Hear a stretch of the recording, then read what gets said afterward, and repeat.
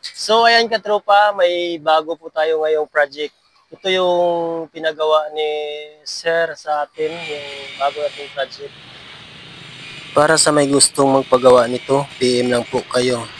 Hindi naman masyadong malaking nagastos nito, umabot lang po ito ng 8,000 plus. Maganda ito pag yung bahay nyo ay mayroong rooftop. So mas makatipid po kayo nito. So yung ginamit natin na materials nito, yung dalawang dedos na angle bar. Tapos yung kapal niya 0.5 at walong 1.5 na angle bar. Yung kapal niya 0.3.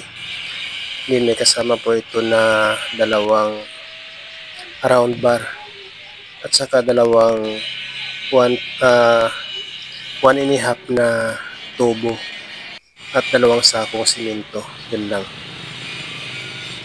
Baka gusto po kayo mapagawa nito, PM lang po kayo sa aking page.